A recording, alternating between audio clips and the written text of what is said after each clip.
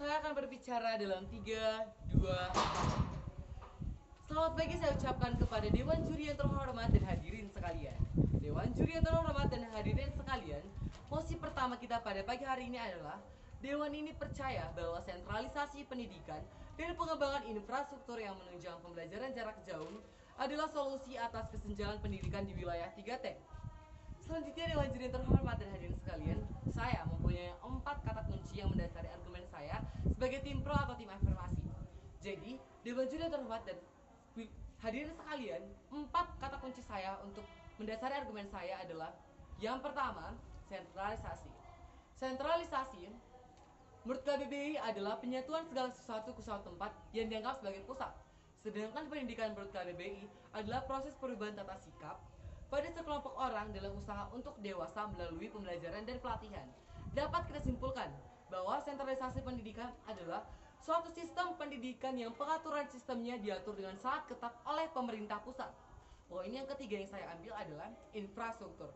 Menurut KBBI sendiri, infrastruktur adalah sarana dan prasarana. Infrastruktur pendidikan adalah sarana dan prasarana dalam media pembelajaran. Poin yang keempat adalah kesenjangan. Menurut KBBI, kesenjangan adalah perbedaan atau jarak antara dua hal atau lebih. Jadi, kesenjangan pendidikan adalah perbedaan dalam akses, kualitas, dan hasil pendidikan antara individu ataupun kelompok.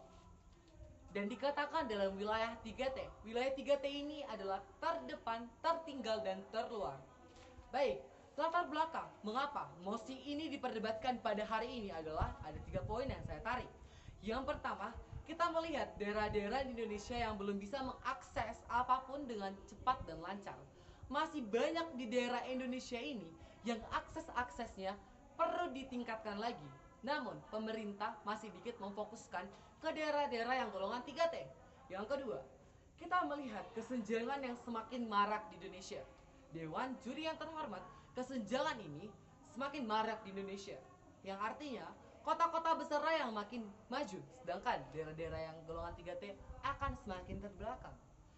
Kita ulangin bahwa kota-kota besar semakin maju dan daerah yang terbelakang semakin terbelakang.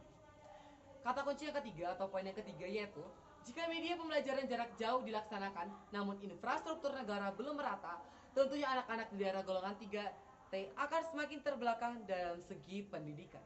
Dewan Juri yang terhormat artinya adalah sama saja bukan siswa-siswi yang ingin mendapatkan pendidikan sama saya tidak mendapatkan pendidikan sama sekali. Dikarenakan apa? Akses-akses media yang mereka peroleh itu kurang. Akses-akses media yang pemerintah berikan kepada daerah-daerah di Indonesia semakin berkurang dan semakin menipis. Yang artinya mereka sama saja tidak mendapat pendidikan. Oke Dewan Juri yang terhormat, hal ini disebabkan oleh pemerintah yang kurang merata dalam penyamaan infrastruktur di setiap di daerah Indonesia. Maka dari itu, saya dari tim afirmasi sangat setuju terhadap mosi kita pada hari ini. Mengapa saya setuju? Ada 4 poin. Yang pertama, perlu kita ketahui, faktor-faktor yang menunjang suatu negara itu maju adalah kualitas pendidikan yang dimiliki oleh suatu negara. Jika kualitas negara yang dimiliki pendidikannya tinggi, otomatis maju. Namun, jika pendidikan yang dimiliki suatu negara itu tidak merata dalam segi infrastruktur, apakah dapat dikatakan maju? Oh, tentu tidak. Dikarenakan siswa-siswa tersebut kurang dalam mendapatkan akses pendidikan yang diberikan pemerintah. Dalam kasus ini, saya sangat setuju dan mendukung program ini. Bagaimana negara kita maju jika infrastruktur negara tidak merata? Bahkan, mimpi Indonesia tahun 2045 akan susah terwujud atau bahkan terwujudnya tidak merata. Apa maksudnya tidak merata?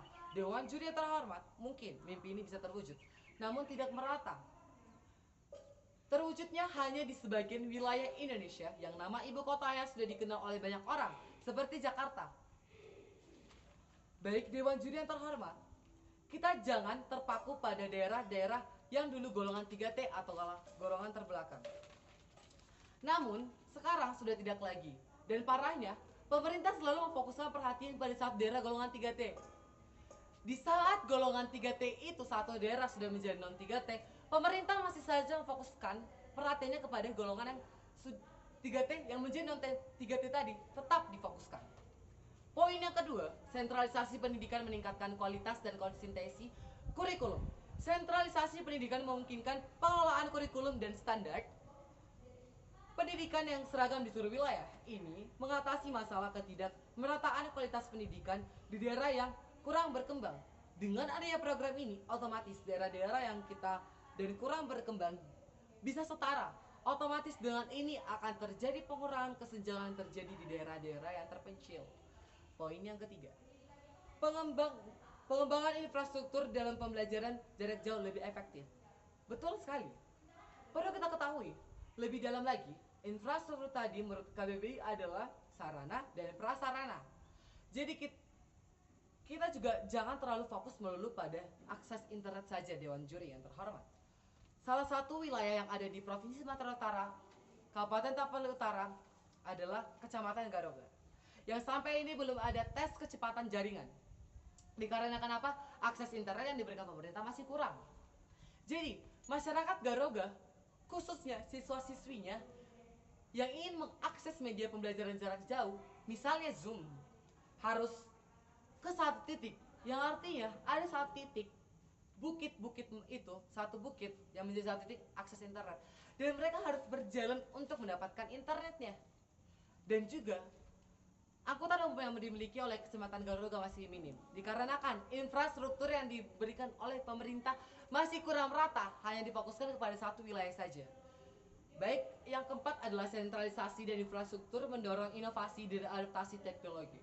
Sentralisasi memungkinkan pembuatan dan penerapan kebijakan yang mendukung inovasi dalam pendidikan, termasuk penggunaan teknologi terbaik dalam media pembelajaran. Dengan adanya dukungan dari pusat, pengembangan teknologi pendidikan yang canggih bisa dilakukan secara terkoordinasi dan efektif. Baik Dewan Juri yang terhormat, kita dapat menyimpulkan dari 4 poin yang saya miliki bahwa jika program ini terwujud, otomatis negara Indonesia akan menjadi negara yang maju dan infrastruktur yang merata. Karena salah satu faktor yang mendukung negara maju adalah infrastruktur pendidikan merata. Sekian dari saya, terima kasih dan maaf jika ada kesalahan kata. Sampai jumpa di lain waktu.